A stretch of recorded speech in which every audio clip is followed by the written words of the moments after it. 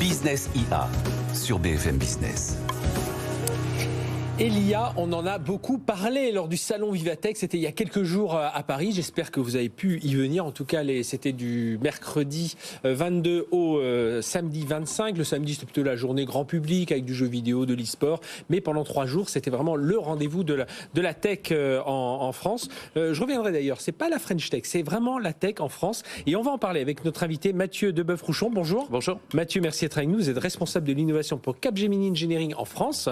Et alors justement, vous êtes un passionné de l'impact des technologies sur la société. Vous co-animez d'ailleurs un podcast qui s'appelle Innovation et Prospective Talk.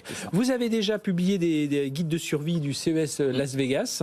Vous êtes membre d'ailleurs du jury du CES Innovation Award 2024. Bon, on espère qu'un jour vous ferez le guide de survie de Vivatech. On espère avoir une bonne nouvelle. Alors justement, Vivatech, c'était il y a quelques jours. Tiens, quelqu'un qui nous écoute, qui nous regarde, qui n'a pas pu y aller, qu'est-ce que vous lui diriez ? Vous avez manqué quelque chose quand même. Ah, c'est un salon qui est incontournable aujourd'hui dans l'écosystème déjà des salons de la tech et de l'innovation à travers le monde. Donc ça aujourd'hui c'est devenu un incontournable par la densité des startups dans un espace extrêmement contraint, de nombreuses découvertes à faire à différents niveaux de maturité technologique. Donc pour un passionné de l'innovation, pour un passionné de la recherche, sur n'importe quel secteur industriel, thématique, on a de quoi se nourrir. Oui. C'est autant un festival qu'un salon. Par contre, comme tout salon, il faut bien préparer sa visite parce qu'en plus maintenant ils ont des normes, il ne faut plus afficher les stands. On le rappelle à François Vitouzet, on s'est un peu perdu dans les allées, c'était un peu compliqué. C'est ça. Un salon dont l'ADN est différent parce que souvent les gens qui n'y sont pas allés ou qui vont pas au CES se disent c'était mieux. Alors comment ça se passe, c'est mieux que le CES ou pas? Ils ont fait plus de visiteurs, etc. En fait, c'est pas du tout le CES, c'est des innovations un peu un salon quand même très américain. Et là, on est l'ADN, on va dire. Pour moi, l'ADN de Vivatech, c'est vraiment la rencontre des startups, des grandes entreprises.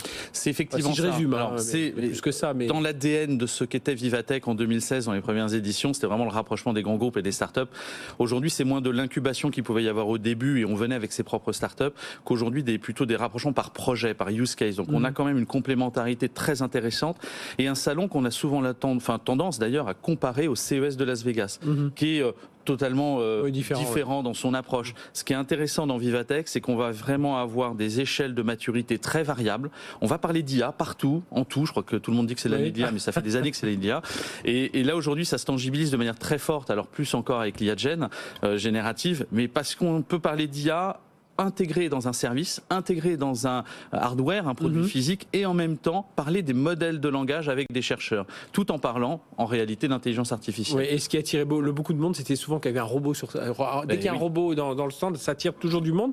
Et pour vous, c'est quoi la tendance? Évidemment, il y a everywhere, mais pour vous, si vous deviez avoir quelques tendances, je fais la comparaison au CES, mais c'est pour donner des thèmes. Le CES, on parlait beaucoup de santé, de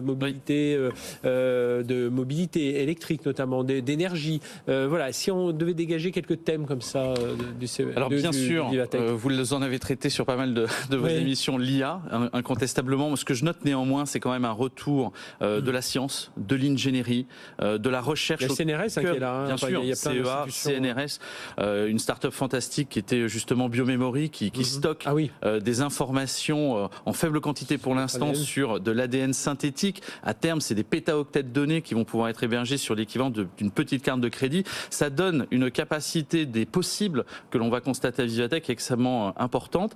Et puis bien sûr, alors la durabilité, on en a moins parlé en termes de thématique parce que celle-ci était vraiment fondue dans tous les exemples, ou beaucoup d'exemples que l'on voyait. Ça en fait partie sur Biomemory, mais on peut penser à Switch Energy, nous-mêmes sur Switch Energy, c'est une énergie osmotique. Osmotique, effectivement, à base, sur le travail autour du sel et des eaux qui sont effectivement salées.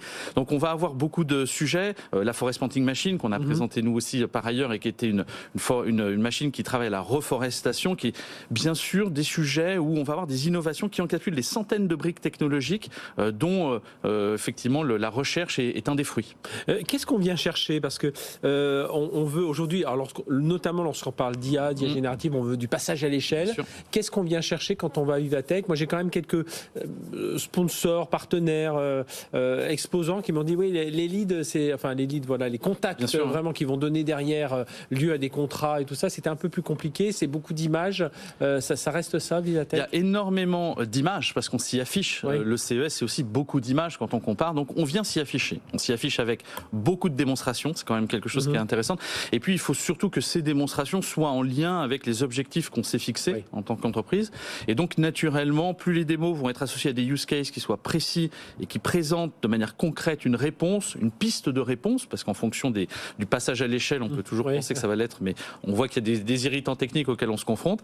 Et donc, effectivement, c'est un des sujets sur lesquels il faut arbitrer entre l'image, les objectifs business que l'on peut se fixer en termes de qualification, de rencontre client, et puis aussi accompagner ses clients sur le floor de Viva et visiter avec eux. Et puis bon, Vivatech, c'est des exposants, ce sont aussi beaucoup de conférences avec pas mal de grands conférenciers. On a eu Elon Musk qui est revenu pour la deuxième année, en revenu à distance, mais il était quand même là. Et puis on avait toutes les stars de notre IA qui étaient présentes. Mathieu Deboeuf-Rouchon là de Capgemini Engineering, comment vous analysez, on prend un peu de recul, comment vous analysez un peu tout ce qui se passe aujourd'hui là?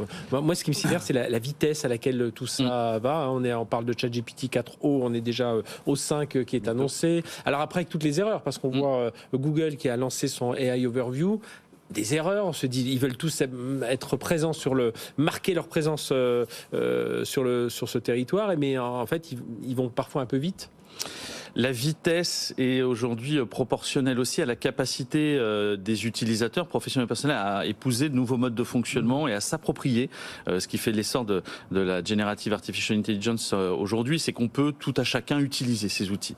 On est quand même aussi dans une excitation technico-médiatique où on s'emballe et on a tendance à avoir un travail de recherche comme étant on parle de milliards existant avec les solutions. Il y a une réalité qui s'impose à nous, c'est quand même le rapport au temps, de la création de solutions qui peuvent passer à l'échelle. Et donc il y a vraiment un temps sur la recherche qu'on met en perspective de champ des possibles qu'il faut quand même rapprocher à ce qu'on pourrait considérer comme du probable et à terme ce qui sera souhaitable et intégré à l'échelle. La complexité quand on traite tous ces salons de la tech et dont Viva fait partie, c'est qu'il faut pas penser naturellement que tout ce que l'on voit existe ou va exister dans un futur proche. Il faut quand même rapprocher le temps des verrous technologiques auxquels nous-mêmes nous sommes confrontés et qui font que le travail de la recherche doit être fait, celui de l'innovation également, avant un passage à l'échelle, bien que le passage à l'échelle puisse être innovant. Est-ce que l'année prochaine, vous pensez, là on sort à l'instant Nozobrain, la société de Bruno Maisonnier, on avait Anne-Sophie Madouard-Rouzot qui est la CEO de Nozobrain, qui nous parlait d'IA frugale. Est-ce que l'année prochaine, on sera vraiment vers cette IA? Moi j'ai l'impression qu'on va vraiment vers cette IA frugale, IA durable. On est en train de vraiment se poser des questions, consommation de données, mais surtout consommation d'énergie. Bon, là on sentait, il y a une petite musique, mais enfin elle n'était pas encore là. L'année prochaine, le Vivatech 2025, il sera beaucoup là-dessus selon vous? En tout cas, ce sont des pistes sur lesquelles il y a des éclairages qui se confirment. On sent bien que l'intelligence pose beaucoup de questions. Je pense que concrètement, et c'est un de vos confrères qui le dit souvent, la tech changera pas le monde. On ne changera pas le monde sans la technologie. Et donc, on voit bien aujourd'hui que l'IA frugale, l'IA qui va moins consommer, qui va nous permettre de travailler au mieux des enjeux de la condition humaine, c'est ce que rapporte le dispositif Human Security for All qui est propulsé par l'UNESCO et qui démontre que la technologie est au cœur de ce que va pouvoir apporter, de ce que ça va pouvoir apporter à l'humanité au long cours. Et peut-être une IA, une technologie de plus en plus transparente, moins visible, mieux intégrée et qui va permettre justement de faciliter l'adoption et l'usage en gommant cette finalement technologie dans notre quotidien et qui nous impacte. C'est ce qui est le paradoxe, parce qu'on a fini par comprendre l'IA parce qu'on l'a vu, on a sauté au visage avec ses prompts. Mais maintenant on ne veut plus l'avoir. Bien, merci d'être venu nous parler de tout ça. Mathieu Deboeuf-Rouchon, vous êtes responsable de l'innovation pour Capgemini Engineering France, le podcast Innovation Prospective Talk. Et puis, si vous voulez en savoir plus, c'est les guides de survie du CES. Donc, de Las Vegas. Vous devez commencer à préparer celui de 2025. Voilà, il va arriver, finalement, ça va arriver assez vite. Vous savez que dans la tech, les années et les jours passent beaucoup plus vite. Merci d'avoir été avec nous.